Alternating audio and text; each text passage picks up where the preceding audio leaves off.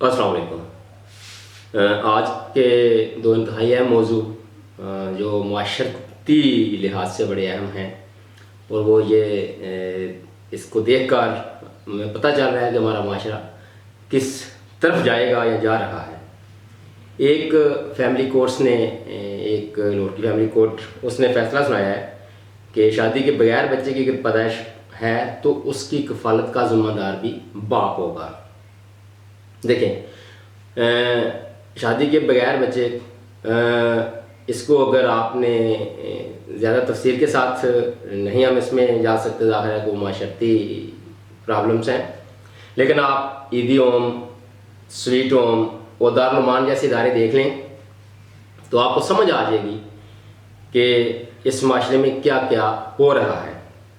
और अगर किसी माशरे में एक बुराई जन्म लेती है तो ज़ाहिर है उसके तदारक के लिए भी कोई हुकूमती ज़िम्मेदारी, कोई मुआशरती ज़िम्मेदारी भी हम सब पर आयद होती है। मैं समझता हूँ कि ये फ़ैसला, वैसे तो जहाँ जिस माशरे में हम रह रहे हैं वहाँ वालिदैन अपने बच्चों की अगर इज्तिमाई तरबियत का उस हद तक वो ज़िम्मेदारी सही तरह अदा नहीं कर पा रहे तो ऐसे बच्चों की कफालत कैसे कोई कबूल करेगा या लेगा। ज़ाहिर है आजकल जदीद दौर है और यहाँ भी DNA टेस्ट हुआ तो ज़ाहिर है जो कोर्ट है उसने उसकी ज़िम्मेदारी उसके बाप पर डाल दिया है बच्चे की कफालत के लिए, वो उठाएगा। और ये 18 साल तक सारी दुनिया में है। और मेरा ख्याल है कि ये बाकी मुफ्ती साहबान तो जो भी इस पर फतवे या तबसरे करते रहें, लेकिन ये इंतहाई अहम, अच्छा और मुस्बत कदम है।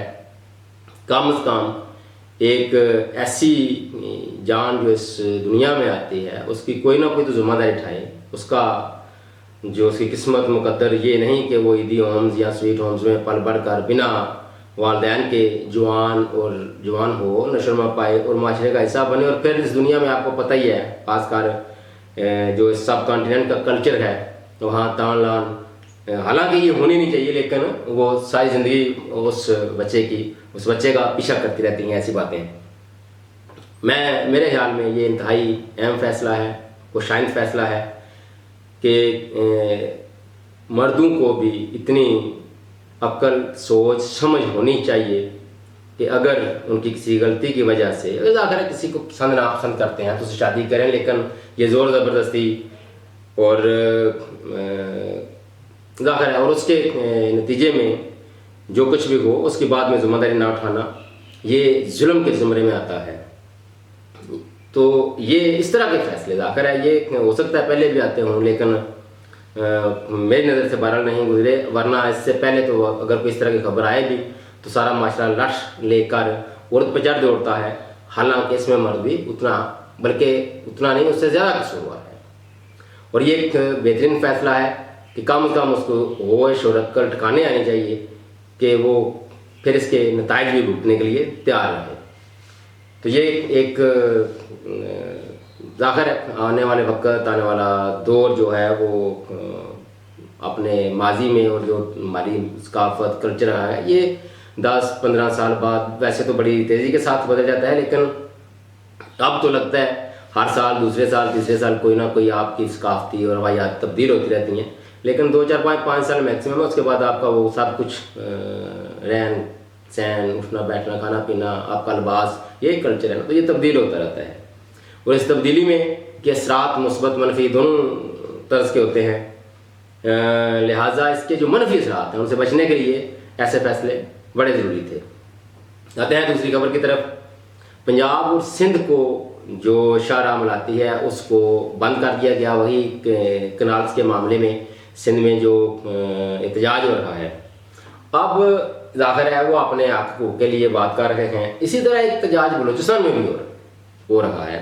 अब तो मेरे ख्याल वो ख़त्म हो गया, जहाँ अख्तर मैंगल साहब ने धरना भी दिया था। तो अगर वो किसी शाहराह को बंद करते हैं, अब इसको दहशतगर्दी से हट कर आप देखें कि वो भी अपने हक के लिए बात करते हैं। और वहाँ किस तरह का रिएक्शन दिया गया, वहाँ आखिर पुलिस हरकत में आई और मारदार, लाठीचार्ज और पुलिस का जो रियासती ताकत है उसका बेजा इस्तेमाल किया गया। जबकि यहाँ अगर किसी ने शाहराह बंद की है तो एक तो उस सूबे में हुकूमत पीपल्स पार्टी की है, वहाँ तो वहाँ भी पीपल्स पार्टी की, लेकिन वहाँ क्योंकि मुखालिफ जमात अपने आप का हकूक़ के लिए, अपने आइनी हकूक़ के लिए जदोजहद कोशिश कर रही है, तो वहाँ उनका रवैया। और सिंध में क्योंकि अब ये वहाँ पीपल्स पार्टी डबल गेम कर रही है, वफाक में बैठे लोग इन कैनाल्स की हमायत करते हैं जबकि सिंध में वो एहतजाज करते हैं। तो ये अभी भी 70 की दहाई से बाहर निकल नहीं पा रहे, क्योंकि ये जो हो सकता है आज की नस्ल शायद निकल ही जाए, सब कोई बेहतर सोचे, कोई मुस्बत सोचे और वक्त के साथ हम हंग होने की कोशिश भी करें। मगर जो रवायती लोग हैं, रवायती सियासतदान हैं, वो तो ज़ाहिर असम्बली में वही लोग पहुँचते हैं, तो वो अब भी 70 की दहाई से बाहर नहीं निकल पा रहे। वो समझते हैं कि लोगों को बेवकूफ़ बना लेंगे, और ये लोगों को बेवकूफ़ बनाना इतना आसान है कि कोई बात नहीं, कुछ भी नहीं होगा। लेकिन इस तरह इनकी मुनाफिकत अब ज़ाहिर है सब पे यहाँ हो चुकी है, लेकिन उसका जो आगे एक अमल है या आगे जो उसका रास्ता बनेगा वो इसी तरह लगातार जदोजहद और नई नस्ल के आगे आने से, इसी तरह अपने हकूक़ के लिए आवाज़ उठाने से बनेगा। बहुत सारे मामला ऐसे होते हैं जो आपकी दोगली पॉलिसी को वाम पे जाहिर कर देते हैं, और इनमें से जो कैनाल का सूबा है ये पीपल्स पार्टी की दोगली पॉलिसी का नतीजा है कि वफाक में वो हमायत कर रही है और सूबे में वो एहतजाज कर रही है।